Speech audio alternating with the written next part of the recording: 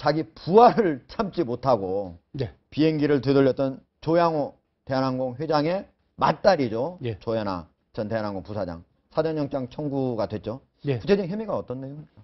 지금 이제 뭐 보도에 네 가지로 나오는데요. 예. 우선 그 항공보안법이라는 게 있거든요. 네. 거기에 이제 항공의 안전을 이제 지키게 하는 게 주목적인데 항공보안법상의 항로 변경죄. 예. 그러니까 그 폭행이나 이런 위력으로 해서 원래 정해진 항공기 항로가 아니고 활주로 가고 있는 비행기를 되돌린 거. 예, 다른 항로로 가게 한 거. 예. 말해서 소위 램프 리턴한 거. 예. 그것이 이제 첫 번째. 하나 들어가 있고요. 그게 1년 이상 10년 이하 징역입니다. 아, 네. 그다음에 항공기 안전운행저해 폭행죄라는 게 있습니다. 이거는 뭔가 하면 그 기장이나 이런 승무원들에게 폭행이나 협박을 해서 항공기의 안전을 위험하게 했으면 네. 그것은 이제 5년 이하의 징역으로 처하도록 되어 네, 있습니다. 5년 이하. 네. 예, 그다음에 이제 형법상에 강요죄로 또 있는데 강요죄는 뭔가 하면 원래 아무런 그 의무가 없는데 사람으로 하여금 그 의무 없는 일을 하게 하는 거. 네. 이 경우는 사무장을 내리게 했죠. 예. 그 점에서 강요죄를 이제 적용을 했고요. 예.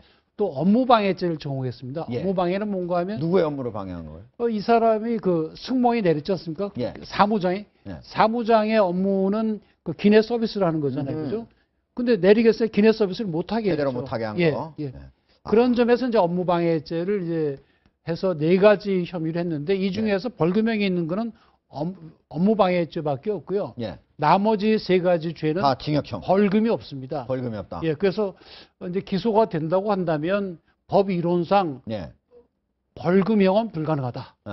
일단 그렇게 되는 걸로 지금 보이고요. 항공보안법 위반 아까 징역 1년 이상 10년 이하라고 예, 했잖아요. 항로 변경죄는 1년 항로. 이상 10년 이하. 그럼 최소한 1년 이상을 결국은 선고해야 되나요? 이제 그 죄가 여러 개 있을 때는 경합범이라 그래갖고 1.5배까지 더 할 수 있거든요. 어허. 15년까지 할 수 있죠. 예. 그런데- 가장 높으면 15년. 그렇죠. 근데 가장 낮아도 결국은 1년 반은 해야 되겠네요. 그러니까 아닙니다. 그 디스카운트 해줄 때는 반으로도 할 수도 있으니까 예. 정상 참작해서 예. 적어도 징역 6개월은 해야 되죠. 아, 적어도 징역 6개월 이상. 그렇습니다. 만약 왜냐하면 집행유예가 아니고 1년 실형이라면 6개월 이상은 최소한 살아야 된다 이런 얘기네요. 그렇죠. 집행유예를 하더라도 원래 형이 적어도 6개월 밑으로는 내려갈 수가 없는 알겠습니다. 거죠. 벌금은 안 되고.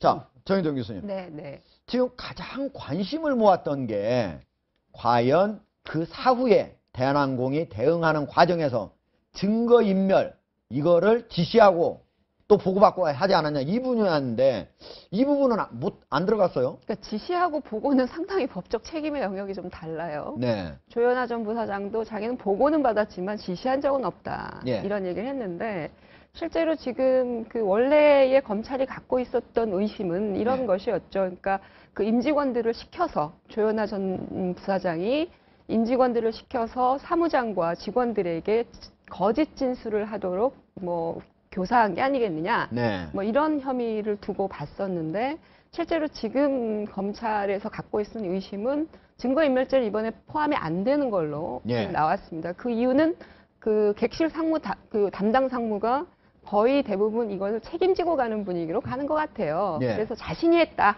자신이 그 증거를 없애는 그런 부분에 자신이 여무 기여했다. 상무가? 예, 그래서 예. 대한항공 측에서 뭐 내부적으로 논의가 됐는지 안 됐는지 이런 것들은 모르겠으나 혹시 그런 거딴거 정황적으로는 아닙니까 혹시? 뭐 그런 방향으로 갔을 수가 있지 않냐라는 그런 의심을 하게 되는 거죠.